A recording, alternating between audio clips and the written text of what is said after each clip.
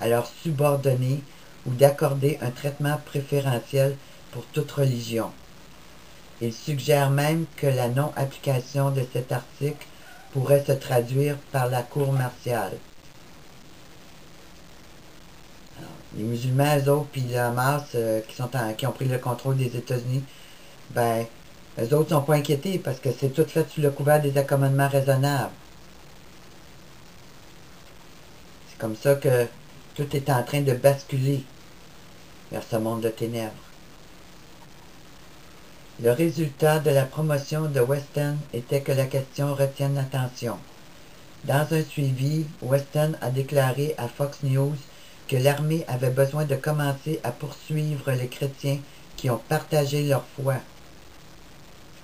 Quelqu'un doit être puni pour cela, a-t-il dit, jusqu'à ce que la Air Force ou la Navy ou le corps des marines ne punissent un membre de l'armée de prosélytisme religieux anticonstitutionnel et d'oppression.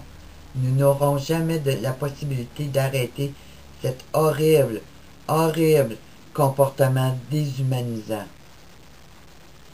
Voyez-vous les termes?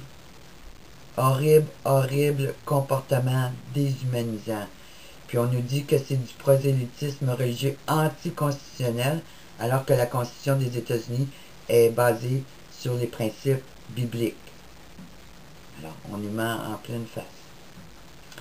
Les responsables du Pentagone ont publié une déclaration appuyant apparemment Weston en disant « Le prosélytisme religieux est interdit dans le département de la Défense. »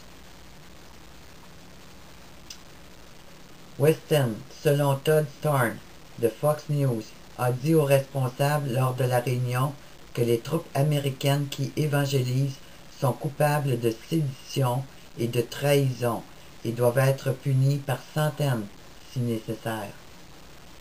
Lee a déclaré que ce n'est pas proche de la réalité.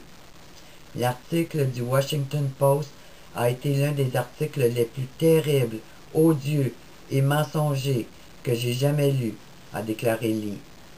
Ce type d'histoire donne à Weston exactement ce qu'il veut, ce qui est d'attirer l'attention en remettant en question le patriotisme des chrétiens évangéliques qui servent fidèlement dans l'armée en faisant des déclarations farfelues. Après un tollé public et le dépôt d'une demande d'accès à l'information par l'Alliance Defending Freedom demandant des comptes sur la question, le Pentagone a rapidement fait marche arrière sur sa déclaration antérieure. Une déclaration du lieutenant-commandant Nathan Christensen déclare que le ministère de la Défense n'a jamais et ne fera jamais d'un groupe religieux en particulier l'objet de persécution ou de poursuite.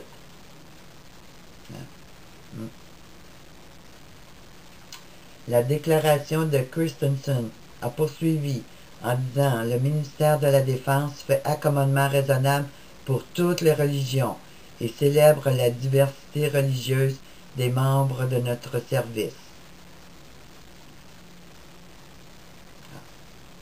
Il respecte la diversité religieuse. Mais si vous êtes contre le mouvement gay, vous êtes un terroriste. Si vous êtes contre l'avortement, vous êtes un terroriste. Si vous parlez contre les musulmans, vous êtes un islamophobe. Alors le chrétien est attaqué dans tous les domaines. Ça, c'est juste 3 exemples majeurs parce que c'est ceux-là qui sont en haut de la liste. Les membres du service peuvent partager leur foi, évangéliser, mais ne doivent pas l'inculquer de force. Les tentatives intrusives de convertir les autres de toute religion ou aucune foi à ses convictions. En parenthèse, prosélytisme, a-t-il dit.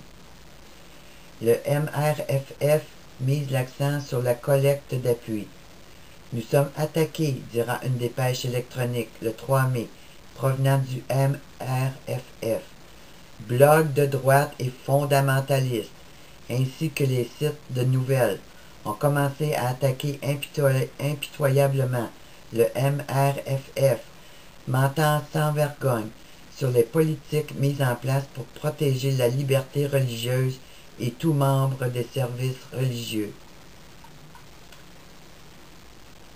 Mais quand un pasteur qui fait partie des forces armées ou des forces navales et militaires ne peut même pas adresser devant la nation lorsqu'il y a un événement important avec le président, qu'il est empêché de parler de Jésus-Christ, ben, on voit que ce qu'ils nous disent ici, là, protéger la liberté religieuse de tous ses membres, on voit qu'ils nous mentent aussi. Quelques jours plus tard, l'organisation a envoyé une autre dépêche électronique intitulée la MRFF cible de l'hystérie fondamentaliste. C'est une attaque, ça, là, contre les chrétiens, parce qu'ils disent que c'est nous autres là, qui partent cette rumeur-là. Lee a déclaré que, contrairement à ce que prétend le MRFF, c'était en fait Weston qui a poussé pour que la situation devienne un incident national.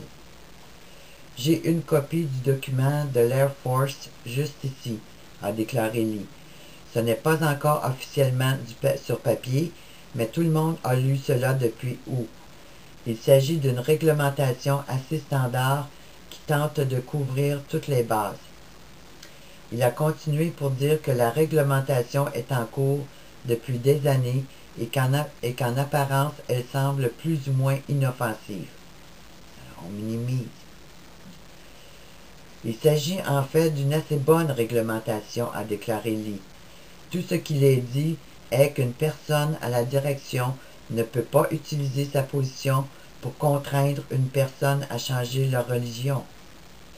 Cela n'a rien à voir avec tout simplement partager leur foi avec quelqu'un. Si vous partagez votre foi, ne serait-ce qu'avec un musulman, vous pouvez être accusé de tenter de convertir ce musulman à la foi chrétienne, ne serait-ce qu'en parler et en discuter. Là. Puis vous seriez accusé d'islamophobie. Lee a expliqué que malgré le recul du Pentagone sur la question, les membres de l'armée doivent encore être préoccupés par les tendances récentes contre les chrétiens.